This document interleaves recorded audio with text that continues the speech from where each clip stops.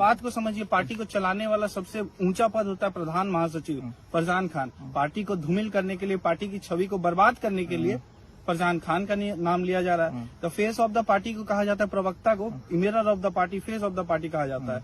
मैं प्रवक्ता हूँ, आईना हूँ पार्टी का। पॉलिटिकल के प्रेशर से दूसरा पार्टी लोग प्रेशर डाले हैं कि इस पार्टी को खत्म कर दिया जाए, क्योंकि ये पार्टी बहुत पार्टी को डैमेज कर चुकी है। तो जिसके कारण अभी नया पार्टी का उदय हुआ, जिसके कारण ये लोग सोच रहा है कि अभी इसको पार्टी बदनाम करके पार्टी को खत्म कर दिया जाए। लेकिन ऐसा नहीं होगा, सत परेशान हो सकता है, सत पराजित नहीं हो सकता। आप लोग आगे क्या लगता है? कल दिन कोई भी आएगी और इस तरह का एलिगेशन लगा देगी और पार्टी पर सब इस्तीफा देते जाए। और कहीं ना कहीं ये भी एक षड्यंत्र है। पार्टी के भीतर भी कुछ लोग हैं जो दूसरे पार्टी से मिले जुले रहते हैं, तो उन लोगों से मिला हुआ एक मिला जुला षड्यंत्र है कि इन दोनों को पार्टी से निकाल दिया जाए और आने वाले समय में वो राजगद्दी को संभाल लें और पार्टी को बर्बाद कर दें। मतलब ये साथ साथ कुछ लोग लगे हुए, अपने लोग बिल्कुल बिल्कुल। देखिए, मिली भगत है भैया, मिली भगत। पहले तो पूरे झारखंड की जनता को ये कहना चाहेंगे ना कि कोई मौन है ना तो वो दोषी नहीं है, कोई मौन है तो वो चिंतित है और दोषी नहीं है। सोशल मीडिया में जो एक कहीं ना कहीं एक प्रोपेगेंडा फैलाया जा रहा है कि फरजान खान, सुशील मंडल, साथ में हमारे दो और साथी के ऊपर जो प्रोपेगेंडा फैलाया जा रहा है, ये लोग चुप है तो दोषी हैं। तो भैया पूरे झारखंड की जनता सुन लीजिए, झारखंड क्या पूरे देश की जनता सुन लीजिए, क्योंकि नेशनल मीडिया तक कवरेज मिल रहा है कि किसी पर आरोप लगाना वो दोषी को सिद्ध नहीं करता है।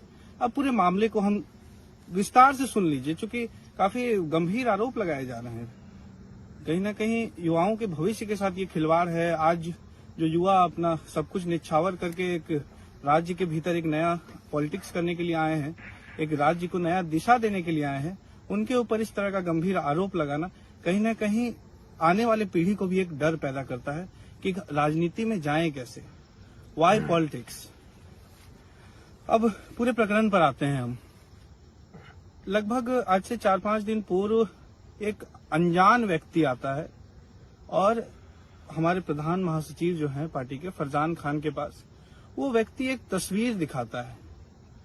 वो व्यक्ति डेको कंपनी में हो रहे आंदोलन में हमारी महिला नेत्री, जो उस समय महिला अभी तो पदमुक्त हैं, उन्होंने खुद पार्टी का पद को छोड़ दिया है, रजनी रवानी नाम था उनका। रजनी रवानी जी का एक आपत्तिजनक फोटो रहता है, तस्वीर रहती है, और कहा जाता है कि अगर आप लोग आंदोलन हटाते नहीं है, आंदोलन को विड्रॉ नहीं करते हैं, तो आप ये जो फोटो है ये सार्वजनिक कर दिया जाएगा, ये फोटो वायरल कर दिया जाएगा। तो आज तक इतिहास में, लगभग 2-2.5 साल के इतिहास में JBKSS JLKM ने कभी आंदोलन को विड्रॉ नहीं किया है। आंदोलन को विड्रॉ किसी एक निष्कर्ष पे आने के बाद किया है। आंदोलन को विड्रॉ एक कहीं ना कहीं मुआवजा हो, कहीं ना कहीं नौकरियां लेने के बाद हम लोगों ने आंदोलन को विड्रॉ किया है। पर पहली बार JBKSS JLKM ने आंदोलन को विड्रॉ एक महिला के सम्मान को बचाने के लिए किया, एक महिला की एक ऐसी आपत्तिजनक तस्वीर को बचाने के लिए किया जिससे उनके घर में एक 15-16 साल का जो बच्चा है उसका भविष्य पे खतरा न आए। इसलिए JBKSS JLKM ने अपने कदम को खींचा, अपने सिद्धांतों के विपरीत अपना काम किया, और उसका खामियाजा आज हमारे प्रधान महासचिव फरजान खान भोग रहे हैं। हम सुशील मंडल हैं, चाहे हमारे सद्दाम जी हैं, चाहे महफूज जी हैं, और पूरी पार्टी झेल रही है, तमाम हमारे कार्यकर्ता झेल रहे हैं।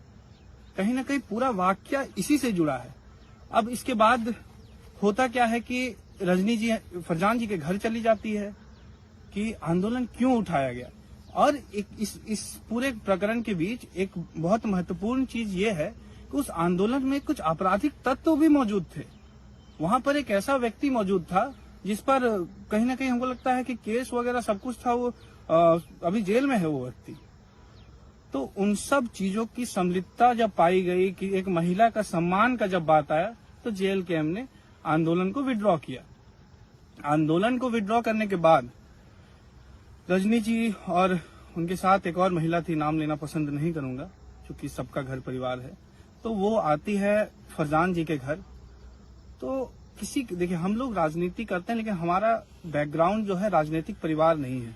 तो कोई भी महिला अगर जाती है और मतलब तस्वीर की बात करती है, वायरल फोटोज की बात करती है घर जाकर फरजान जी के माता से, तो घर परिवार वाले डर जाते हैं। तो जयराम जी ने कहा कि आइए हमारे घर पर बात करते हैं, क्यों किसी के घर जाना।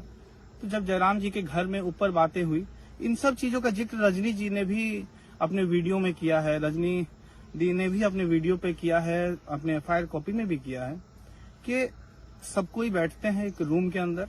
एक रूम के अंदर जयराम जी रहते हैं, हमारे पार्टी के केंद्रीय अध्यक्ष, फरजान खान पार्टी के प्रधान महासचिव, केंद्रीय प्रवक्ता सुशील मंडल रहते हैं, और साथ ही साथ एक महिला और रहती है जिनका नाम लेना हम पसंद नहीं करेंगे, साथ ही उनके साथ रजनी रवानी जी रहती है।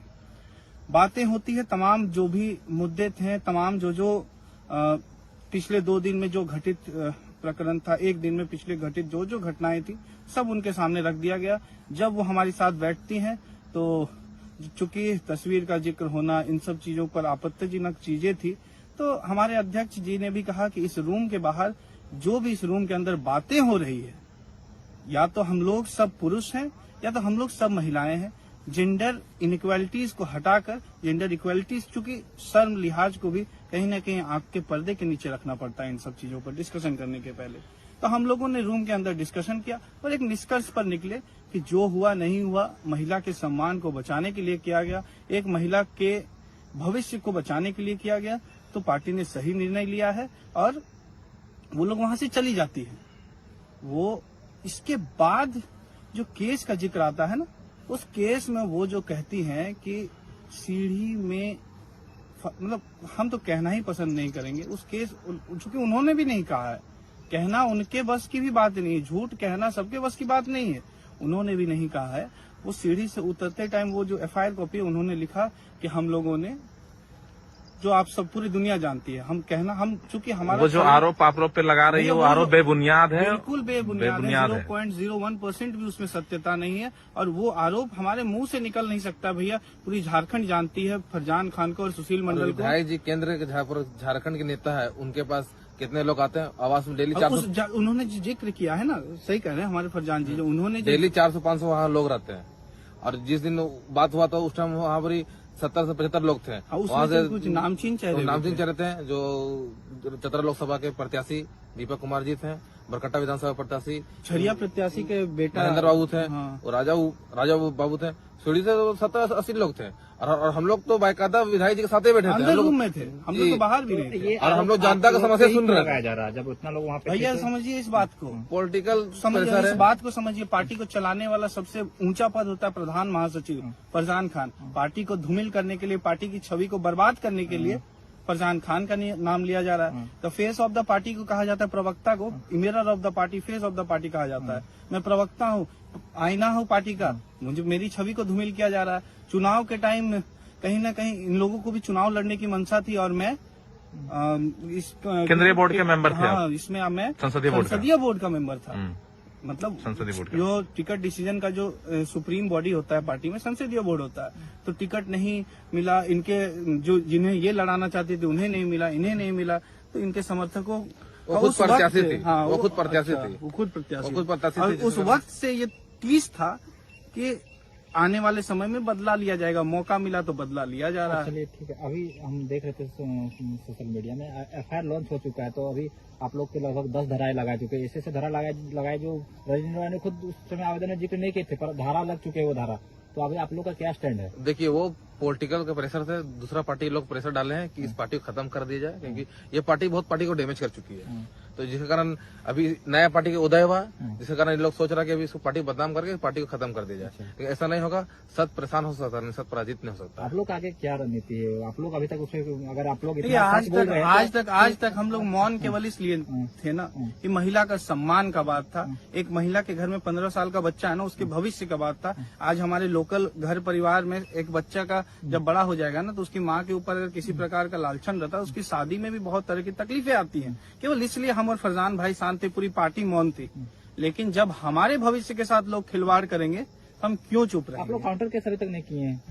सारा प्रक्रिया चालू हो चुका है। हम 2 दिन तक मौन थे क्योंकि किसी इज्जत, महिला की इज्जत है। अब पूरे देश की जनता को ये कहेंगे ना कि अगर एक महिला के सम्मान को बचाना, अगर एक महिला के बच्चे के भविष्य को बचाना, अगर एक घर परिवार हंसता खेलता घर परिवार को बचाना जेएलकेएम का गुनाह है, जेएलकेएम के प्रधान महासचिव फरजान खान का गुनाह है, सुशील मंडल का गुनाह है, सद्दाम जी का गुनाह है, महफूज जी का गुनाह है, तो हम लोग सूली में चढ़ने के लिए नहीं तैयार तो हैं। आप लोग तो किसी का भैया इज्जत- न्यायपालिका पर पूरा वो ठीक भरोसा है। आप लोग है। तो किसी का इज्जत को बचाने चले थे, पर आप ही लोग का इज्जत नीलाम हो रहा है। तो होता ना, कर भला हो तो हो बुरा, तो हम लोग भला किए किसी का तो हम लोग बुरा चाल लिया कोई।